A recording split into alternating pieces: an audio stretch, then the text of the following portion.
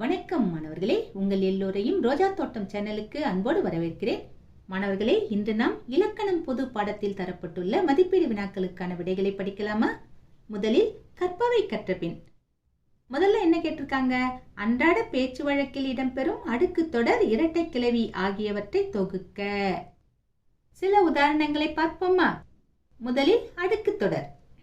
வாழ்க வாழ்க, வளர்க வளர்க, வாங்க வாங்க வாங்க, போ போ போ, போதும் போதும், வருக வருக, மெல்ல மெல்ல, ஓடு ஓடு, பாம்பு பாம்பு, தீ தீ, பிடி பிடி பிடி, சிரி சிரி சிரி, புரண்டு புரண்டு, எழுதி எழுதி, சின்ன சின்ன, பெரிய பெரிய, சிரிக்காதே சிரிக்காதே, அழாதே அழாதே, ஓடாதே ஓடாதே, இவையெல்லாம் அடுக்கு தொடர்கள் தான். அடுத்தது இரட்டை கிளவி. எழுதுவோமா? கிடுகிடு என வேலை செய்தால் இதில் கிடுகிடு என்பது இரட்டை கிளவி. குடுகுடு என ஓடினால் இதில் இரட்டை கிளவியது குடுகுடு. நரநர என பல்லை கடித்தால், திரு திரு என விழித்தால், கலகல என சிரித்தால், தகதக என மின்னியது, கமகம என வாசனை வந்தது, மடமட என கிளை முறிந்தது, பல பல என பளிச்சிட்டது, தை தை என குதித்தால், கொழு கொழு குழந்தை சிரித்தது, அடிப்பட்ட கால் வின் வின் என வலித்தது, சோளம் படபட என புரிந்தது, தடதட என ஓடாதே, சடசட என மழை பெய்தது. அடுத்தது இரண்டாவதா என்ன கேட்டிருக்காங்க? உரிய வினைமுற்றுகளை கொண்டு கட்டங்களை நிரப்புக. ஒரு அட்டவணை கொடுத்திருக்காங்க. வினைமுற்றை கொண்டு நிரப்ப சொல்லியிருக்காங்க. வினைமுற்றுனா என்னங்கிறத நாம முதல்ல தெரிஞ்சுக்கணும். அதாவது பொருள் முற்று பெற்று வந்த வினை சொற்களைத்தான் நாம வினைமுற்றுன்னு சொல்லுவோம். இந்த வினைமுற்று இறந்த காலம், நிகழ்காலம், எதிர்காலம், முக்காலத்திலையுமே வரும்.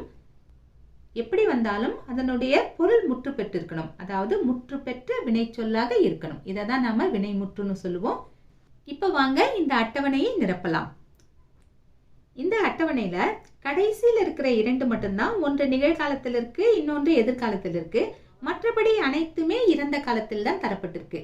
ஆக நாம கொடுக்கப்பட்டுள்ளவைகளை இறந்த காலத்துல நினைச்சு யோசிச்சு எழுதலாம். சரிங்களா? என்னென்ன கொடுத்திருக்காங்க? ஓடு, கான், நெருங்கு, இப்படி கொடுத்திருக்காங்களா? இந்த பக்கம் என்ன கொடுத்திருக்காங்க? ஆண்பால். இந்த ஆண்பாலுக்கு ஓடு எப்படி வரும், கான் எப்படி வரும், நெருங்கு எப்படி வரும், இந்த மாதிரி பார்த்து நாம எழுதணும். எழுதுவோமா? முதலில் ஆண்பால். ஓடினான், கண்டான், நெருங்கினான். அடுத்தது பெண்பால். ஓடினாள், அவங்களே கொடுத்தாங்க. அடுத்ததை நாம் எழுதணும். கண்டால், நெருங்கினாள்.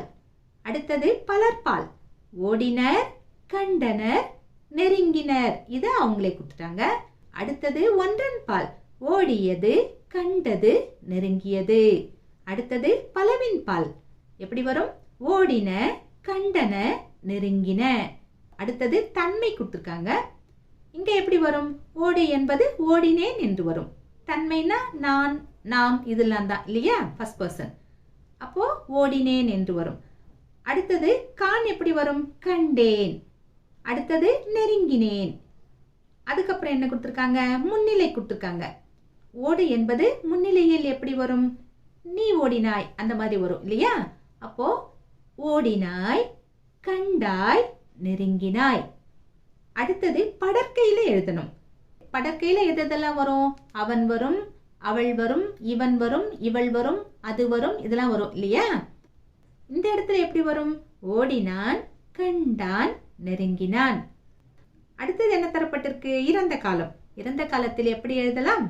ஓடினான், கண்டான், நெருங்கினான். அடுத்தது நிகழ்காலம். நிகழ்காலத்துல ஓடுகிறான், அவங்களே கொடுத்திருக்காங்க. மற்றவைகளை நாம் எழுதணும். எப்படி எழுதலாம்? காண்கிறான், நெருங்குகிறான். கடைசியாக எதிர்காலம். எதிர்காலத்துல காண்க்கு எப்படி கொடுத்திருக்காங்க? காண்பார், இப்படி கொடுத்திருக்காங்க. 6 விகுதியில கொடுத்திருக்காங்க. அதனால நாமளும் 6 விகுதியை வச்சு எழுதிடலாம். ஓடுக்கு எப்படி எழுதலாம்? ஓடுவார். காண்க்கு காண்பார், அவங்களே கொடுத்திருக்காங்க. நெருங்குக்கு எப்படி எழுதலாம்? நெருங்குவார். அவ்வளவுதான், முடிஞ்சது. அடுத்தது மதிப்பீடு. சரியான விடையை தேர்ந்தெடுத்து எழுதுக. 1. செல்கின்றன என்பதற்கு உரிய பால் டேஷ். விடை செல்கின்றன என்பதற்கு உரிய பால் பலவின் பால். அடுத்தது 2. மழை சடசடவென பெய்தது. இத்தொடரில் அமைந்துள்ளது டேஷ். விடை மழை சடசடவென பெய்தது. இத்தொடரில் அமைந்துள்ளது இரட்டை கிளவி. சடசடன்னு வந்திருக்கு இல்லையா, அது இரட்டை கிளவி. அடுத்தது 3. அடுக்கு தொடரில் ஒரே சொல் டேஷ் முறை வரை அடுக்கி வரும். விடை அடுக்கு தொடரில் ஒரே சொல் 4 முறை வரை அடுக்கி வரும். குறைந்தபட்சம் 2 முறை வரும், அதிகபட்சம் 4 முறைகள் வரை வரும். அடுத்தது எதிர்பாலுக்குரிய பெயர்களை எழுதுக. ஆப்போசிட் எழுதணும். முதல்ல என்ன கொடுத்திருக்காங்க? மகளிர். இதனுடைய எதிர்ப்பால் ஆடவர். அடுத்தது அரசன், அரசி. ஆண், பெண்.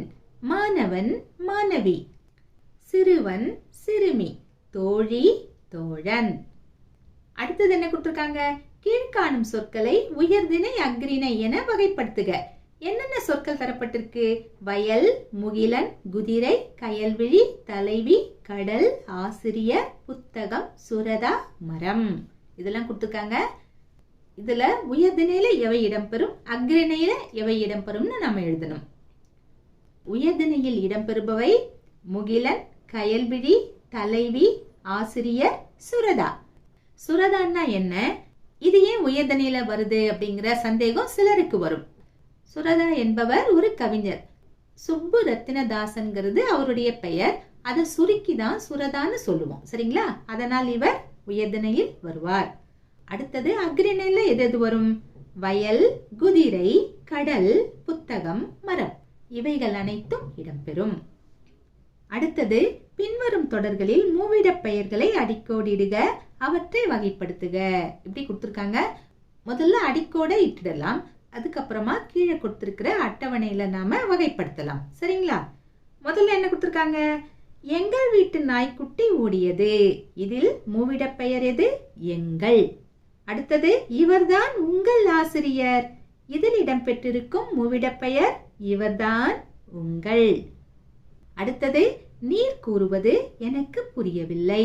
இதில் இடம்பெறும் மூவிட பெயர்கள் எது எது? நீர், எனக்கு. அடுத்தது எனக்கு அது வந்ததா என்று தெரியவில்லை, நீயே கூறு. இதில் இடம்பெறும் மூவிட பெயர்கள் எவையவை? எனக்கு, அது, நீயே. கடைசியா உங்களோடு நானும் உணவு உண்ணலாமா? இதில் இடம்பெறும் மூவிட பெயர்கள் எது எது? உங்களோடு, நானும். முதல்ல இதுக்கெல்லாம் அடிக்கோடு போட்டுடுங்க. இப்ப வாங்க அட்டவணையில இதை நாம வகைப்படுத்தணும். எங்கள் வீட்டு நாய்க்குட்டி ஓடியது. இதில் எங்கள் என்பது தன்மையில் இடம்பெறும். அடுத்தது இவர்தான் உங்கள் ஆசிரியர். இதில் இவர்தான் என்பது படர்க்கையில் இடம்பெறும். உங்கள் என்பது முன்னிலையில் இடம்பெறும். அடுத்தது நீர் கூறுவது எனக்கு புரியவில்லை. இதில் நீர் என்பது முன்னிலையில் இடம்பெறும். எனக்கு என்பது தன்மையில் இடம்பெறும். அடுத்தது எனக்கு அது வந்ததா என்று தெரியவில்லை, நீயே கூறு. இதில் எனக்கு என்பது தன்மையில் இடம்பெறும். அது என்பது படர்க்கையில் இடம்பெறும். நீயே என்பது முன்னிலையில் இடம்பெறும். கடைசியாக உங்களோடு நானும் உணவு உண்ணலாமா? உங்களோடு என்பது முன்னிலையில் இடம்பெறும். நானும் என்பது தன்மையில் இடம்பெறும். அடுத்தது குருவினா. முதல் வினா, உயர்திணைக்குரிய பால்கள் எத்தனை? அவை யாவை? உயர்திணைக்குரிய பால்கள் 3. அவை எது? ஆண்பால், பெண்பால், பலர்பால், இல்லையா? இதுதான் விடை. புத்தகத்துல வேணும்னா பாடம் தொடங்குது இல்லையா, அங்க பால்னு ஒரு தலைப்பு இருக்கு இல்லையா, அதுக்கும் கீழே கொடுத்துருக்காங்க பாருங்க. உயர்திணைக்குரிய பால்கள் அப்படின்னு கொடுத்துருக்காங்களா? ஒரு ஆணை குறிப்பது ஆண்பால், எடுத்துக்காட்டு மாணவன் செல்வன். ஒரு பெண்ணை குறிப்பது பெண்பால், எடுத்துக்காட்டு ஆதினி மாணவி. ஒருவருக்கு மேற்பட்டவர்களை குறிப்பது பலர்பால், எடுத்துக்காட்டு மாணவர்கள் மக்கள். இப்படி கொடுத்துருக்காங்க இல்லையா, இதை எழுதணும். இப்படி எழுத வேணாம், கொஞ்சம் சுருக்கமா எழுதலாம்னு உங்களுக்கு தோணுச்சுன்னா இந்த மாதிரி எழுதிக்கோங்க. உயர்திணைக்குரிய பால்கள் 3. அவை ஆண்பால், பெண்பால், பலர்பால். அடுத்தது 2வது கேள்வி. நான் வந்தேன் என்னும் தன்மை ஒருமை அமைந்த தொடரை தன்மை பன்மை அமைந்த தொடராகவும் முன்னிலை ஒருமை அமைந்த தொடராகவும் மாற்றுக. விடை எழுதுவோமா? முதல்ல என்ன எழுதணும்? நான் வந்தேன். இது தன்மை ஒருமை. இதை அவங்க கொடுத்துருக்காங்க. இதை நாம மாற்றணும். எப்படி மாற்றணும்? தன்மை பன்மைக்கு மாற்றணும். எப்படி மாற்றலாம்?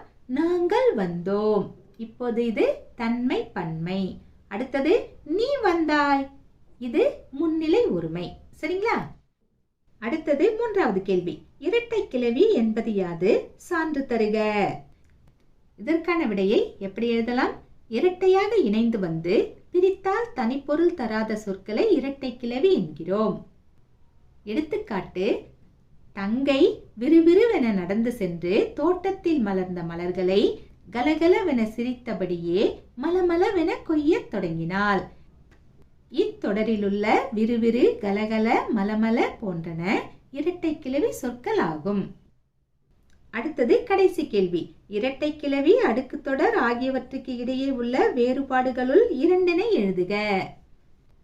இங்க புத்தகத்திலேயே இரட்டை கிளவிக்கும் அடுக்கு தொடருக்கும் உள்ள வேறுபாடுகள் அப்படின்னு போட்டு ஒரு பக்கத்துல இரட்டை கிளவி, இன்னொரு பக்கத்துல அடுக்கு தொடர்னு போட்டு வேறுபாடு அழகா கொடுத்துருக்காங்க. இங்க 4 வேறுபாடுகள் தரப்பட்டிருக்கு. உங்ககிட்ட 2 வேறுபாடுகள் தான் கேட்டிருக்காங்க. உங்களுக்கு எது எளிதா தோணுதோ அதை எடுத்து எழுதுங்க. மாணவர்களே, இன்று நாம் இலக்கணம் பொது பாடத்தில் கேட்கப்பட்ட மதிப்பீடு வினாக்களுக்கான விடைகளை பார்த்தோம். நாம் வேறு பாடத்தோடு மீண்டும் சந்திக்கலாம். டாடா, பாய்.